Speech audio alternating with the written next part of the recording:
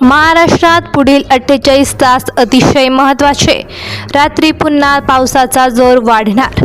कोणत्या भागांना सर्वाधिक शक्यता? नमस्कार शेतकरी बांधवांनो आणि महाराष्ट्रातील सर्व प्रेक्षकांचे स्वागत. पुढील 48 तास महाराष्ट्रासाठी अत्यंत महत्त्वाचे ठरू शकतात. हवामानात पुन्हा बदल होण्याची चिन्हे दिसू लागली आहेत. अनेक ढगांची गर्दी वाढत आहे. पण राज्यात पुन्हा मुसळधार पावसाची सुरुवात होणार का, की पाऊस फक्त काही निवडक भागांपुरताच मर्यादित राहणार? संपूर्ण माहिती जाणून घेण्यासाठी व्हिडिओ शेवटपर्यंत नक्की पहा. सध्या समोर आलेल्या हवामान अंदाजानुसार आज उशिरा संध्याकाळपासून ते रात्री दरम्यान राज्यातील काही भागामध्ये मेघगर्जनेसह पावसाच्या सरींची शक्यता वाढू शकते. विशेषतः मुंबई, ठाणे, पालघर, रायगड आणि रत्नागिरी परिसरात पावसाची शक्यता तुलनेने अधिक मानली जाते. उद्या सकाळपासून दुपारपर्यंत नाशिक, धुळे, नंदुरबार, जळगाव तसेच पुणे, सातारा, कोल्हापूर आणि सांगली परिसरातील काही भागात हलक्या ते मध्यम स्वरूपाच्या सरींची शक्यता व्यक्त करण्यात येत आहे. काही ठिकाणी विजांच्या कडकडाटासह पाऊसही होऊ शकतो.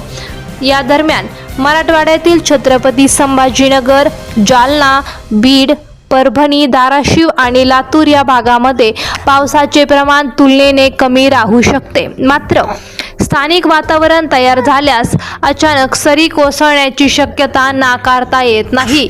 पूर्व विदर्भातील नागपूर, गोंदिया, भंडारा, गडचिरोली आणि चंद्रपूर या जिल्ह्यांमध्येही काही ठिकाणी ढगांची सक्रियता वाढू शकते. त्यामुळे शेतकऱ्यांनी पुढील 2 दिवस हवामानातील बदलांवर बारकाईने लक्ष ठेवावे. मात्र एक महत्त्वाची गोष्ट, राज्यभर एकाच वेळी मुसळधार पाऊस पडेल असा अंदाज सध्या नाही. हवामान विभागानुसार पुढील काही दिवसात अनेक भागामध्ये जोरदार पावसाची शक्यता होऊ शकते. तसेच काही ठिकाणी पावसाची तीव्रता कमी राहू शकते. पण स्थानिक पातळीवर मेघगर्जनासह आणि जोरदार सरींची शक्यता कायम आहे. आता सर्वांचे लक्ष पुढील 48 तासांवर लागले आहे. हवामानात अचानक बदलणार का? कोणत्या जिल्ह्यांना सर्वाधिक दिलासा मिळणार? याबाबत पुढील अधिकृत अपडेट आम्ही सर्वात अगोदर तुमच्यापर्यंत पोहोचवू. तुमच्या जिल्ह्यात सध्या वातावरण कसे आहे? ढगाळ आहे की पाऊस सुरू आहे?